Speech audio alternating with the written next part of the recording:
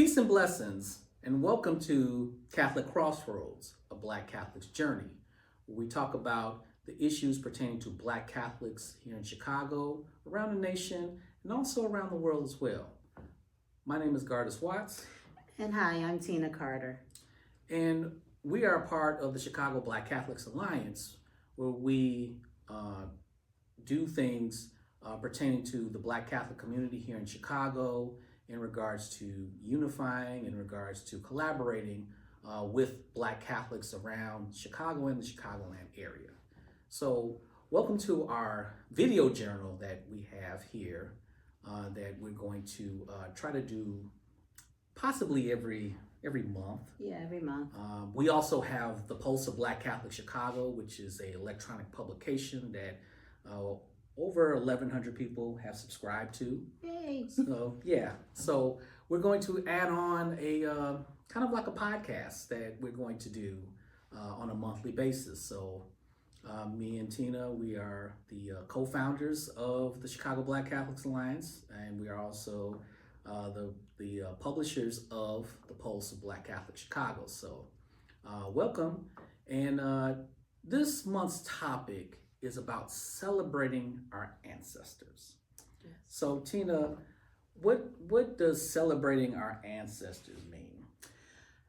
So celebrating our ancestors is to not only remember, but also to reflect on the journeys that they've had that encourage us, as well as inspire us on our own journeys. You see, each of our ancestors had to struggle through strife, had to face racism, had to face discrimination, and yet they persevered. When I think of the Saintly Seven, for example, and these are African Americans who are on that road to sainthood, each one of them had a unique and distinct journey, and yet each and every one of them are revered. Each and every one of them are celebrated for their various life's journeys. The first person that comes to mind is Sister Thea Bowman, for example. Mm-hmm. And Sister Thea Bowman, who lived from 1937 to 1990, taught us to be comfortable in our own skin. She taught us that it's through our Blackness, it's through our culture that we contribute to the church, and we make the church richer for it. Recently, there's another person who's just been added on, and his name is Father Martin Maria de Porres Ward. Now, a number of people may not know too much about him because he was a missionary and he spent 40 years in Brazil. And through his journey and through his witness, it is the community in Brazil that wants to uplift him as a saint. So you see, there are plenty from various walks of life.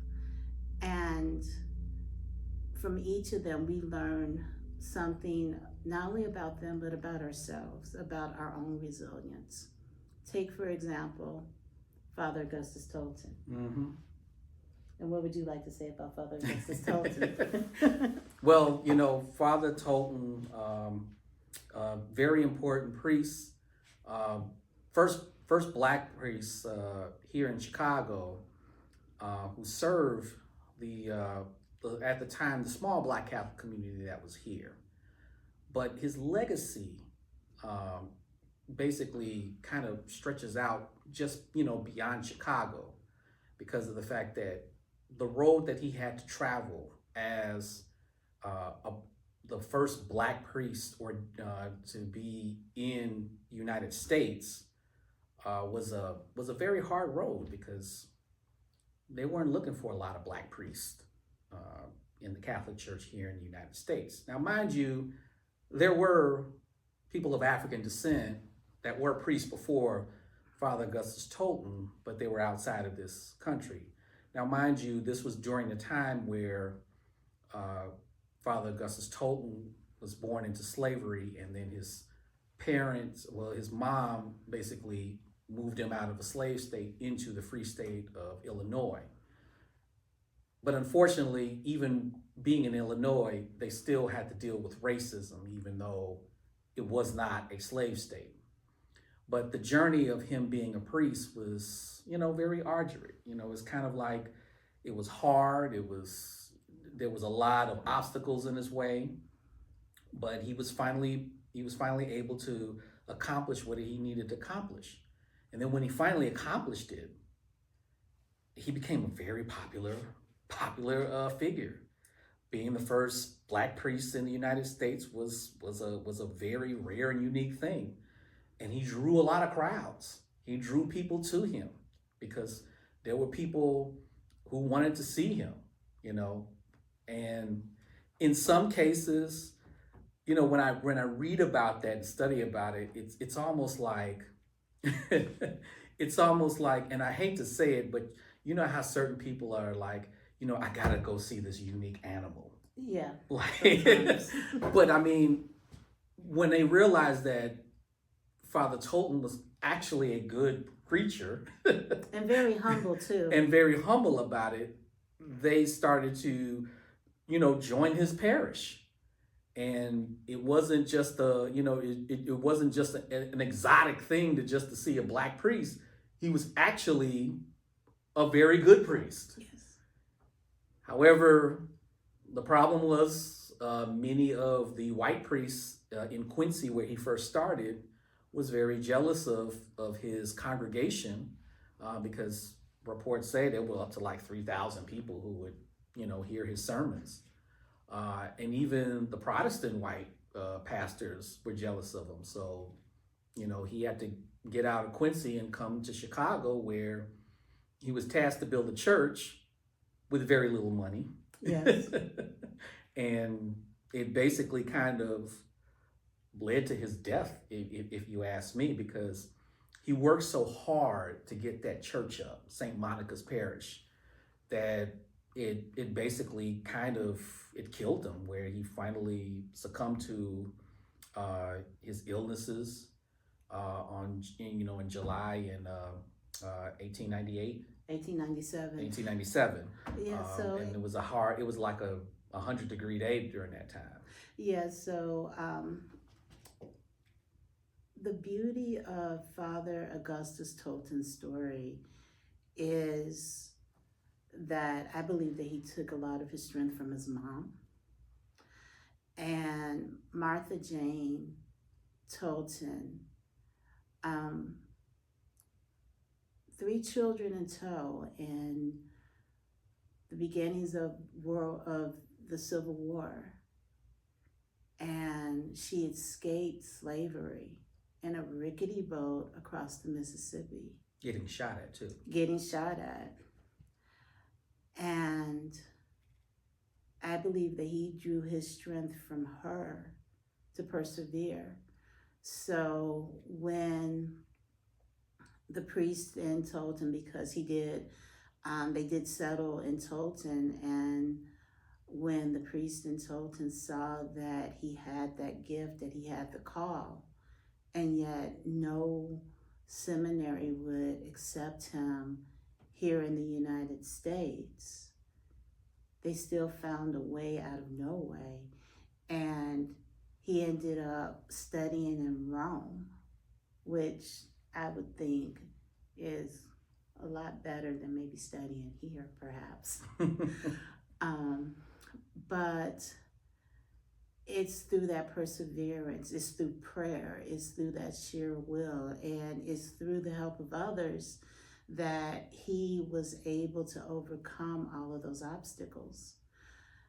And when he finally landed here in Chicago, because he was the first recognized African American priest in the country, yeah, people pulled on him. He ended up becoming the face for Black Catholics across this country. And because of his tireless work, um, it gave us a foothold, especially in the North. It gave us a start. But it's his humility, in spite of all of that, that I believe kind of helped him to continue to push through, to persevere until he couldn't anymore. And it was that very hot day in July in 1897 that sadly took his life. But he gave his all to serve God and to serve God's people. And that is something that I think that we should all strive to do. Yeah, so when we think about our ancestors and we think about those stories, we always talk about the first Black this and the first Black that, which is good, but it's those detailed experiences. Yes.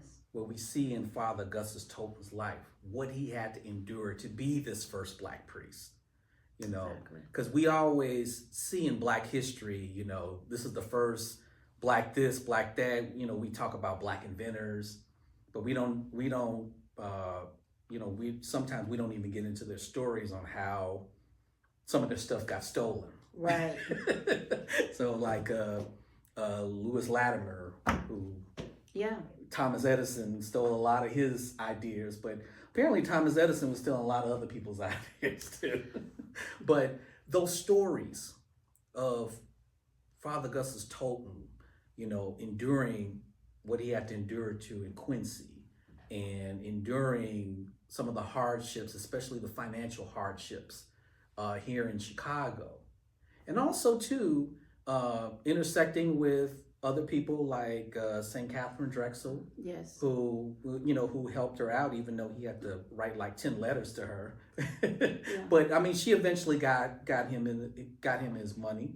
But at the same time, but those struggles, the understanding of these stories in deep detail gives us that spiritual journey that Father Tolton had to go through.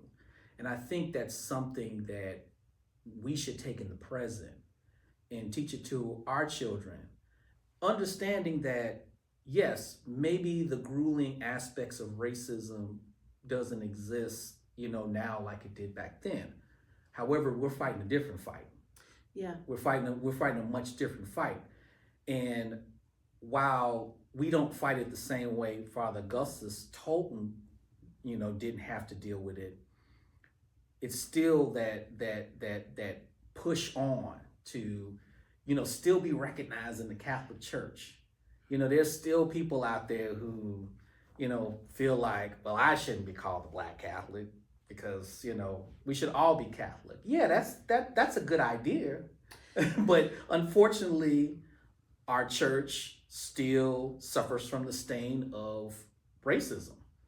At least in this country. And what I would say is that this is where, again, Sister Thea Bowman, Sister Henriette DeLille, Mother Mary Elizabeth Lang, all of them, they brought their full Black selves to help enhance the beauty, the fabric, the tapestry that is our Catholic Church.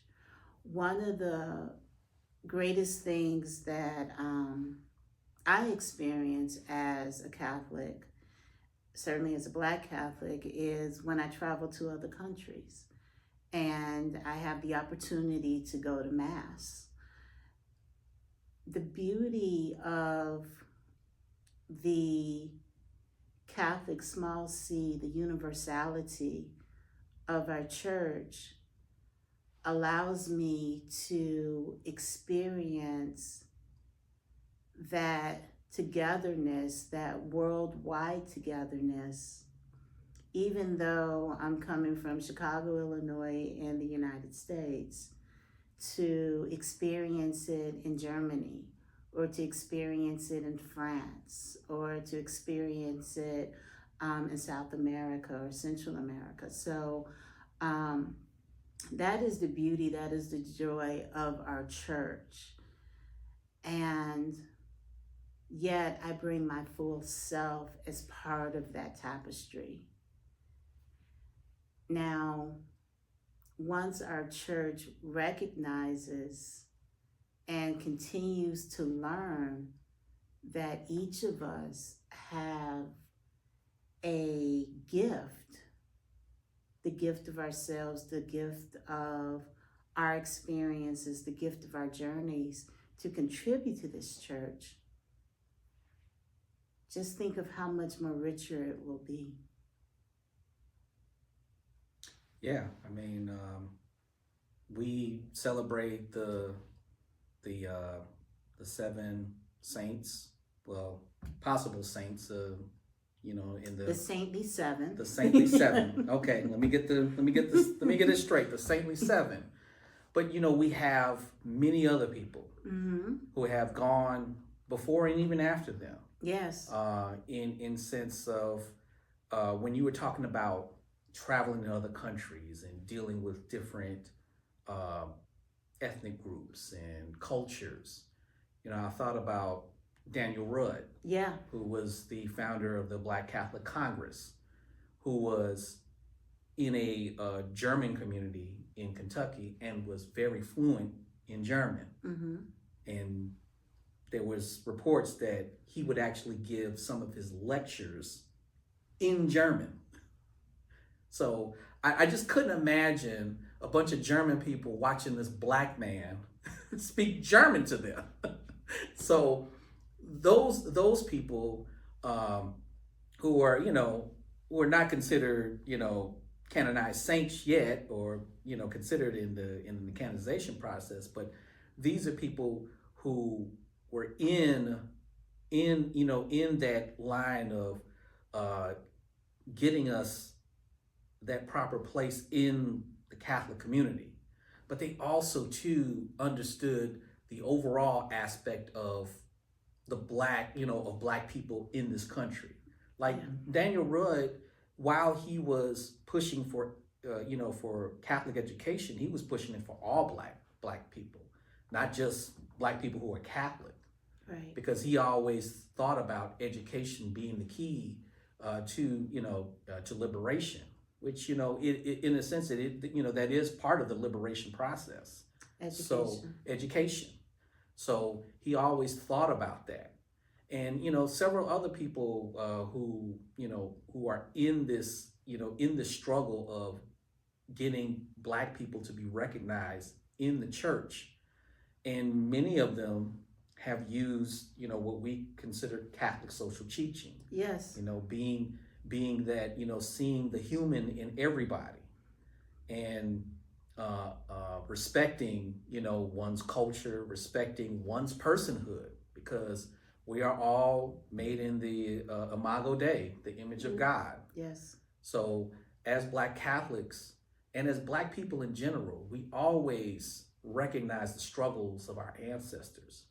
But it's not just it's those stories that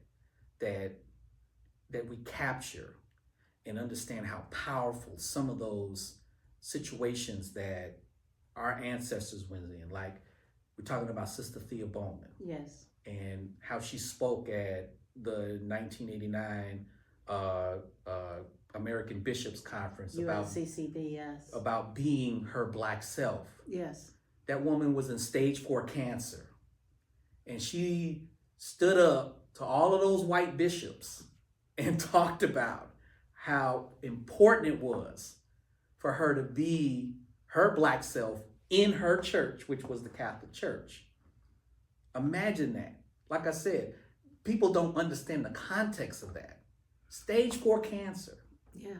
in which she died that next year, right? Yes. She So died in 1990. that is a very powerful event when you think about the context of what she was going through personally, and then being there. And if I could remember in that video, there was at least 1,000 bishops in that room. Yeah. Yeah. And I was trying to find a black face in it. there was a few. There was a few. There was some people. There was a few. But I was trying to find them, like, where they at? There was few. But even in the beauty of that, can you imagine getting, and bishops in general tend to be very Conservative. very well conservative, but very straight-laced. But imagine this woman who was able to get all of them to sing. Oh yeah, I forgot about that. And to embrace this Catholic gift, this Catholic identity of singing and enjoying,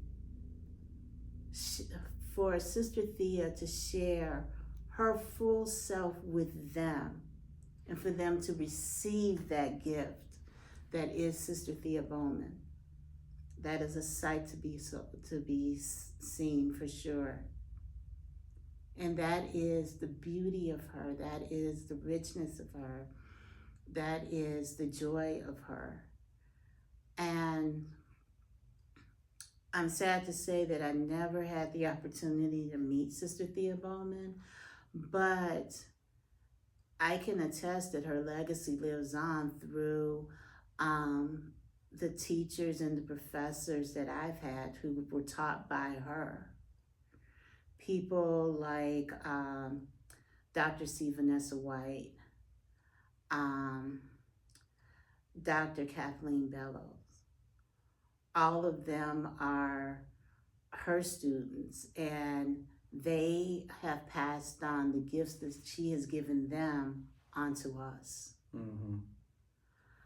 And it's only right and it's only fair then that we share those gifts with those that come behind us. That's the beauty of our ancestors. Our ancestors give us gifts to share, and we have to share those gifts with others. Yeah, and that's the thing too, because I was a teenager when Sister Thea Bowman had passed away, but I never knew her, and that's a struggle I have too, because why was she never introduced to us? Because I went to a Black Catholic school, and I didn't know about Sister Thea Bowman until years later. So I struggle with that because of the fact that Sister Thea Bowman, being one of the seven saintly, was alive when I was alive. Mm-hmm. So you would have thought that they would have introduced me to her, or she would have came to my church, and they would have made a big deal about it. Now, Sister Thea Bowman was a big deal, but at the same time, I'm like, well, what about the children? Because the children needed to be around people like this. And Sister Thea Bowman, you was talking about how you never met her, but you knew her students. I mean, there were a lot of people who knew her personally, like people that we know, like Andrew Light, yeah, who was another one of her students. Yeah. So she lives through those people, Absolutely. and people who I know who have known her personally, who have been in her classrooms and everything. I feel her presence. I feel her energy when they talk about her and talk about some of the funny things she used to say and do, because she was a very kind of like a very lively type of person. And actually, she has done some work here in Chicago, and I do know of some of our contemporaries that had the opportunity to meet her as and interact with her as children or as teenagers. So, again, I'm sad to say that I didn't get an opportunity, but that was because the parish that I went to and the high school that I went to, while Catholic, were predominantly white. So I didn't have that opportunity. Um, but just to know that there are people that are alive today that knew her, that embraced her, that it's her spirit that lives on through them as well. So I would argue that Sister Thea is here with us. And she and others, Father Augustus Tolton is here with us. Henriette DeLille is with us. Pierre Toussaint is here with us. Julia Greeley is here with us. And with Pierre Toussaint and Julia Greeley, it was their generosity that has traveled through the ages. In the case of Pierre Toussaint, he was enslaved, and he was able to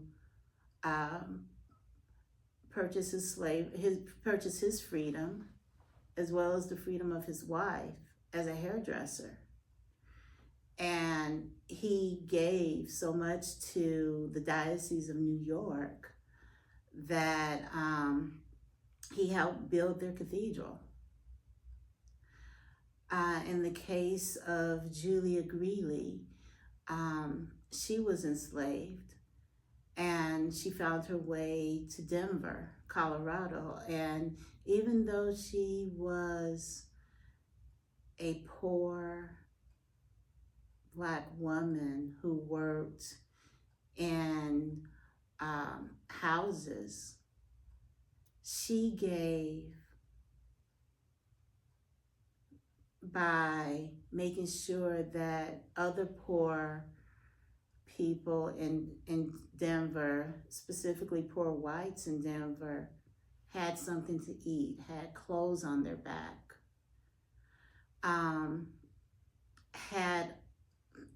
and all of this she had was she would carry around in a little red wagon at night, so they would not feel the embarrassment of accepting something from her.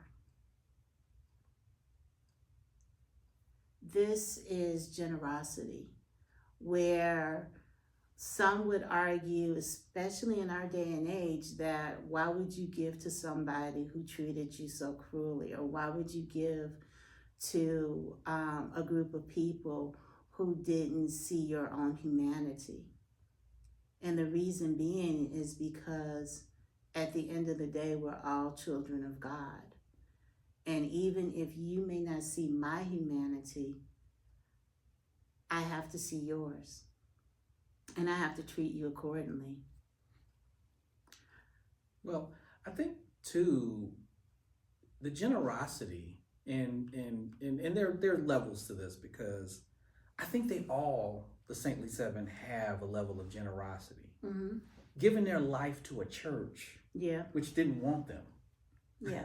So, and giving that type of service, to the church that didn't treat them fully as Catholic, True. So there's a generosity there with all of them. Now, obviously, Sister Julia Greeley gave the monetary, and Pierre Toussaint the same way, but the level of service that, say, Father Augustus Tolton had to do, that was service that he gave from his heart and soul. Even though, he was being talked about by his fellow white priests and fellow white parishioners that was at other, Catholic parishes that Yeah. didn't like his presence. We talk about uh, some of the other people, uh, things that Sister Thea Bowman had to go through. Yeah. Uh, if she didn't have her habit on, like, people wouldn't even know she was a she was a sister. Yeah. And probably didn't recognize her as one. Yeah, and I mean when we think about Mother Mary, Mary Elizabeth Lang, or even with uh, with Henriette DeLille, um, in some ways they were denied the habit. Mm-hmm. Yeah, Father just talked about that in church about how Mother Elizabeth Lang, she wouldn't even wear a habit because they didn't want her to wear one. Yeah, yeah, and yet, despite all of that, they persevered. Despite all of that, they answered the call to holiness. Despite all of that, despite all of those all of those barriers, despite what people might have thought of them, they knew who they were and they knew whose they were. And through that, they continue to serve God and God's people, which above all else is the most important thing. Mm-hmm. Yeah, that's, like I said, that's the generosity that they gave, for themselves, because I'm pretty sure, like, somebody like Sister Henriette DeLille would have been doing something else. Obviously she was a woman who was of color, but she could pass as something else. She could have been doing something else outside of, educating Black folks, which was illegal during that time. Right. But she decided to do this because this was her calling. This is what God wanted her to do. And you look at somebody like Mother Mary Elizabeth Lang, who created a religious order for Black women, who technically weren't recognized as nuns in the beginning. Yeah. And what was interesting is I remember Dr. Cecilia Moore introduced me to an article that was published in 1940 in a Black Catholic newspaper in Missouri. And it was interesting because I took her her histories of Black Catholic churches at Xavier last summer, and it was an article about the parish that I grew up in Holy Name of Mary. Okay. Because Holy Name of Mary, we had the Oblate Sisters of Providence. Right. Mother Mary Lang's order that she founded. Right. And the article was talking about these fake Black nuns who were walking. So there was these pseudo, as the newspaper reported, these pseudo nuns walking around. Okay. Black women in nun outfits like it was Halloween or something. Okay. So that's an interesting. It was an interesting article that I read. So your final thoughts on our ancestors? So first, I thought it was kind of interesting that you talked about the Black nuns that I'm sure that you were used to seeing, and the rest of society saw them as, this is weird. And it wasn't unlike things that Mother Mary Lang or Sister Henriette DeLille experienced when they were serving in the 19th century, for example. So Henriette DeLille in New Orleans, and Mary Lang in Baltimore, Maryland. And yet despite all of that, they brought their full selves. So I would say that my final thoughts are that we have to remember who we are, whose we are, and who we serve. And we have to do this in spite of what the rest of the world may tell us. And in addition to that, I would encourage you to look to your own families and their stories of perseverance. Capture those stories, hold on to those stories.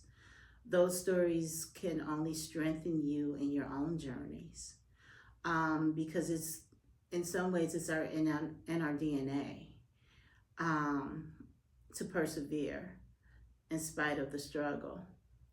No one said that this life was going to be easy, and yet our ancestors has given us the encouragement, the will, their spirit to continue on the fight, to continue the struggle. Yes, and our ancestors still minister to us in this present. And so as we honor our ancestors, especially during this Black History Month, we have to understand what that struggle was, how they endured it, and to move on in that same spirit. We don't have to exactly have the same challenges that we did, because we have different challenges than our ancestors did. But at the same time, that spirit is still there. So we keep moving on, just like our ancestors did, even though they were in the church, they were in a society that didn't want them. But yet, they still persevered, they still moved on, and we're here. So now we have to take the mantle from them. So this is our show for this month. If you're watching this on YouTube, please like the video and also subscribe to the Chicago Black Catholic Alliance's YouTube page. We also have a Facebook page that you can like and also share. We also have a Twitter/X page as well. So we're in different areas across the social media, and also to subscribe to the Pulse of Black Catholic Chicago, which comes out every month, and we have very good articles, and we also have news around the Black Catholic community of certain events that are happening. So for Gardis Watts. And I'm Tina Carter. This is our show, and hopefully we will see you next month. And may the Lord bless you and keep you, and may His light shine upon you and bring you peace today and always. In Jesus' name, amen. Amen.